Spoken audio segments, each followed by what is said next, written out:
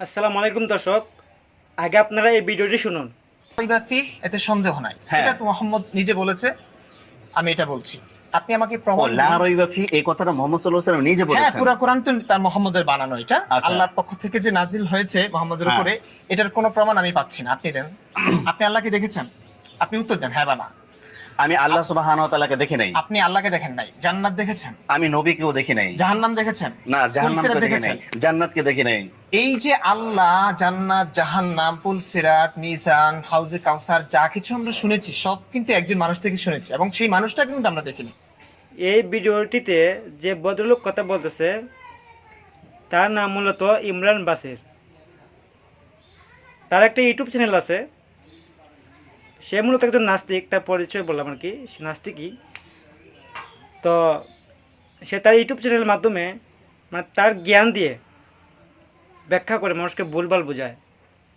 মানে সে মনে করে এটাই সঠিক, মানে সে যে ব্যাখ্যাগুলো দেয় সে মনে করে এই ব্যাখ্যাগুলো সঠিক।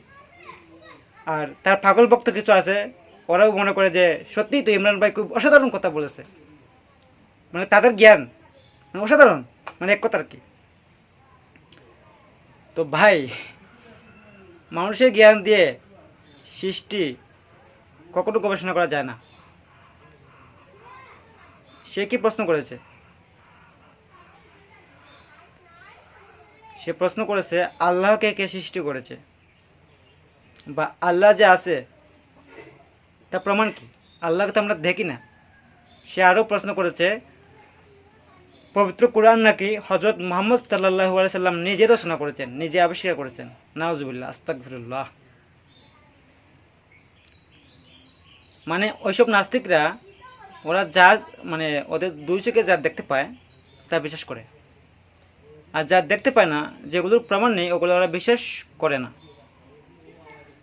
এখন আমি এই নাস্তিক ভাইদের প্রশ্ন করতে চাই, বিশেষ করে এই ইমরান বাসিরকে।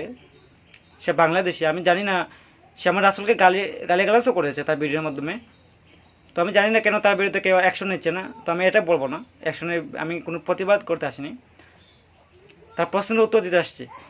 সে যে বলল যে আল্লাহকে কে সৃষ্টি করেছে, বা আল্লাহ কোথায়, আল্লাহকে তো আমরা দেখছি না, নাস্তিক প্রশ্ন আর কি। তো আমি তাকে বলতে চাই, ভাই, পৃথিবীতে হাজারো অণুজীব আছে যেগুলো আমরা খালি চোখে দেখতে পাই না, ঠিক আছে? তো খালি চোখে যে আমরা অণুজীবগুলো দেখতে পাই না, তো আপনি কি অণুজীবগুলো বিশ্বাস করেন? অণুজীবটা আছে, সব বিজ্ঞানীরা আবিষ্কার করছে, এটা আছে, এটা প্রমাণও আছে। আপনি বলবেন হ্যাঁ এটা তো বিশ্বাস করি, এটা প্রমাণ আছে, আপনি বলবেন, এটা স্বাভাবিক। আচ্ছা, ধরে নিলাম এটা প্রমাণ আছে, হ্যাঁ অণুজীব আছে। ধরেন অণুবীক্ষণ যন্ত্র আবিষ্কার হয় নাই, বা বিজ্ঞানীরাও এটা আবিষ্কার করতে পারে নাই। ধরেন এটা একসময় ছিল, এখন না আবিষ্কার করছে, একসময় ছিল এটা, একসময় নাস্তিকরাও ছিল। তখন তো এরা বিশ্বাস করতো না, যে আমরা তো দেখি না অণুজীব, তার মানে অণুজীব বলতে কিছু নাই। তখন ওরা বিশ্বাস করতো। যখন আবিষ্কার করলো যে অণুজীব আছে, অণুবীক্ষণ যন্ত্র আবিষ্কার করলো, তখন ওরা বিশ্বাস করতে শুরু করলো যে হ্যাঁ আছে আছে। মানে আবিষ্কার করলে ওরা বিশ্বাস করবে, মানে আবিষ্কার যদি করতে না পারে এটা নাই। মানে অণুজীব ছিল না আগে, আবিষ্কার করার পর অণুজীব সৃষ্টি হয়েছে, মানে এর আগে ছিল না, ওদের কথা মানে এরকম বোঝে আর কি। তো মানুষের জ্ঞান তো সীমাবদ্ধ। এই যে প্রথম আকাশে কি কি আছে, প্রথম আকাশের শেষ কোথায়, বিজ্ঞানীরা এটুকু আবিষ্কার করতে পারে নাই। আর কোরআনে তো 7 আসমানের কথা বলা হয়েছে। এই প্রথম আকাশের শেষ কোথায়, ওইটাই বিজ্ঞানীরা এখন আবিষ্কার করতে পারে নাই। মানুষের এই জ্ঞান দিয়ে আল্লাহকে কিভাবে আবিষ্কার করবে? ওদের মতো নাস্তিকরা মানে বিজ্ঞানীরা যা আবিষ্কার করবে তা বিশ্বাস করবে। ধরেন পৃথিবী সূর্যের চারদিকে ঘুরে, হ্যাঁ, তো পৃথিবী সূর্যের চারদিকে ঘুরে, এটা তো কয় বছর আগে আবিষ্কার হয়েছে। তো এর আগে তো এরা বিশ্বাস করতো না, নাস্তিকরা বলতো না, পৃথিবী সূর্যের চারদিকে কীভাবে ঘুরবে, আমরা তো দেখি না, প্রমাণ নাই। যখন প্রমাণ করলো যে হ্যাঁ সত্যিই তো সূর্য, এই পৃথিবী সূর্যের চারদিকে ঘুরে, মানে প্রমাণ করার পরে ওরা বিশ্বাস করলো। মানে এর আগে ঘুরতো না, এর আগে মানে এর আগে ওরা বিশ্বাস করতেই না। মানে এরা কি বলবো, নাস্তিকরা হচ্ছে বিজ্ঞানের বান্দা, ঠিক আছে? বিজ্ঞানীকে ওরা সৃষ্টিকর্তা মনে করে, যা আবিষ্কার করবে, যা ওরা দেখতে পারবে তাই আছে, এতে কিছু নাই পৃথিবীতে। ওদের কথা হচ্ছে এটা। মানুষের চোখ একটা সীমাবদ্ধ আছে, মানুষের চোখের। আরে ভাই, কুকুরেই তো অনেক কিছু দেখতে পায় যা আমরা দেখতে পাই না এই দুই চোখে। মানুষের চোখের একটা সীমাবদ্ধ আছে, বুঝছেন? মানুষের জ্ঞানেরও একটা সীমাবদ্ধ আছে। তবুও তো মানুষ অনেক কিছু আবিষ্কার করেছে যা কোরআনের সাথে মিলে যায়।